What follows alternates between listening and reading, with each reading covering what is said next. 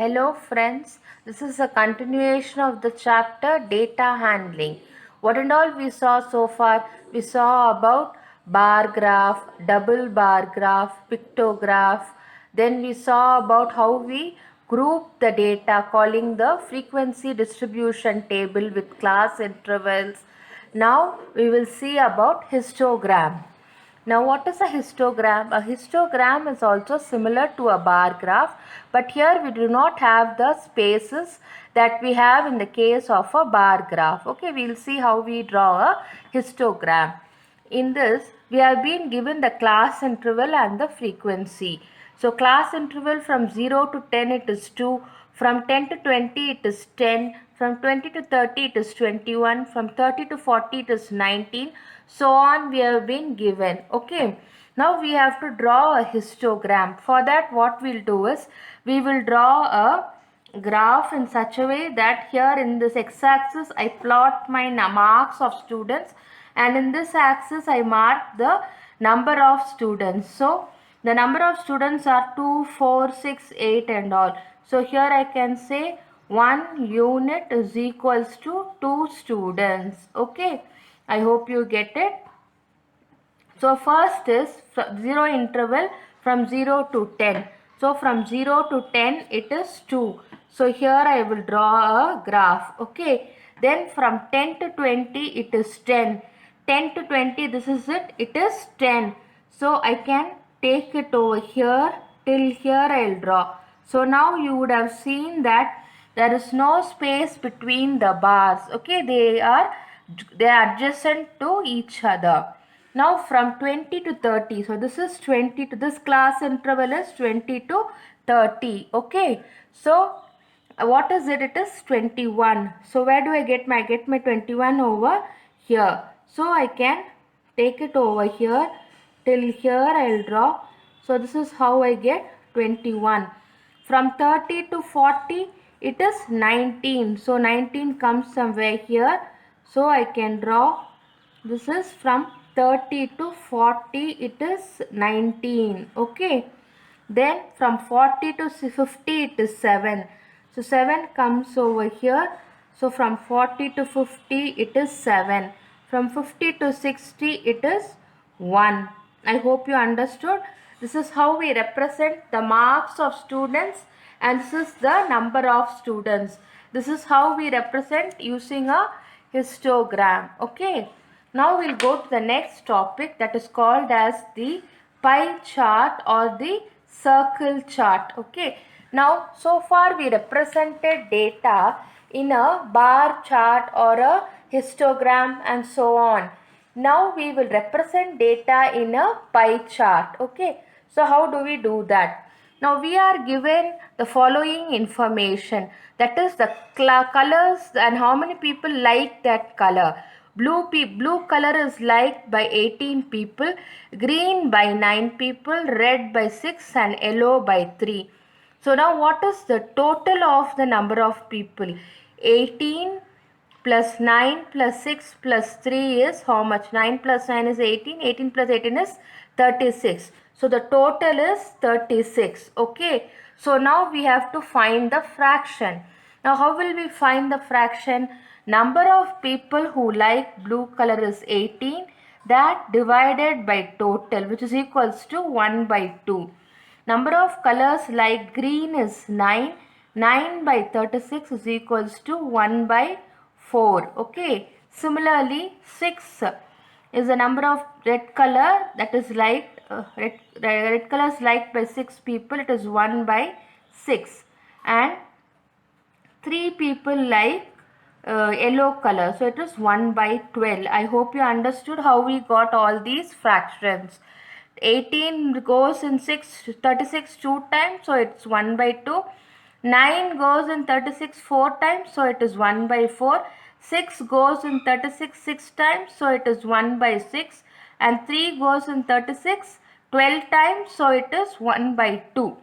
Okay, now you know that a pie chart, the angle traveled throughout the pie chart is 360 degrees. That is the full angle by in a circle. If you take a full circle, how many degrees you will travel? The total is 360 degrees. So the central angle we have to find for every color. Okay. So what is it? This fraction 1 by 2 into 360.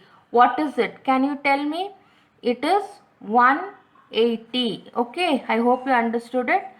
2 will go in this 18 times, so it is 180. I hope you understood. Similarly, 1 by 4 into 360. So how much it is? It is 90 degrees. Similarly, 1 by 6 into 360. So it is 60 degrees. Then the next one is 1 by 12 into 360. It is equal to nothing but 30 degrees. Now we have to you have to draw these sectors in the pie graph or in the pie chart, that is in this circle. So what I will do is I will mark the center of the circle. Now we are given, what is it, 180 degrees. So this full angle is 180 degrees, which is nothing but the color blue that is liked by all. Okay, that is 180 degrees. Then the next 90 degrees is green. So this angle is green over here. Green is liked by that is 90% is liked by, not 90%, it is 90 degrees is liked by green. Then it is 60. So let me draw over here. This is 60. So this is nothing but red. And here we have yellow. Okay. So with the protractor you can measure these angles and we can draw lines. This is how we denote in a pie chart. I hope all of you understood it.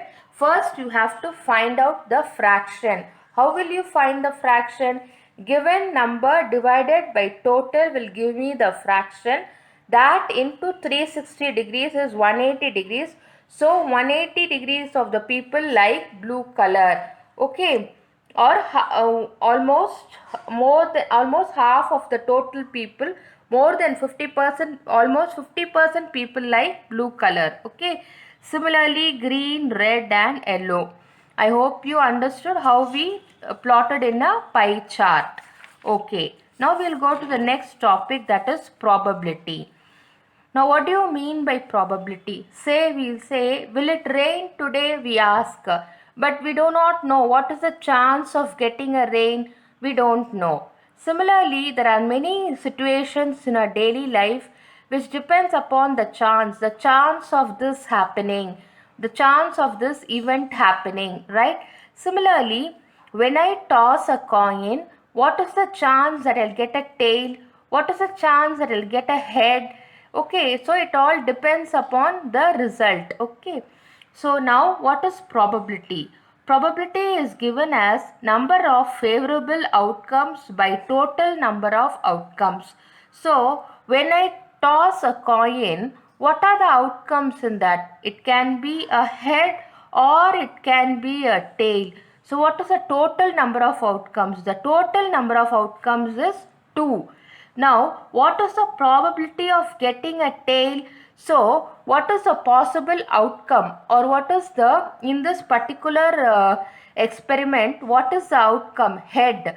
So, that is 1 out of the 2. So, the probability is said to be as 1 by 2.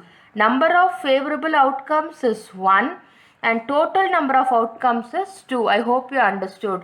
Similarly, what is the probability of getting a head?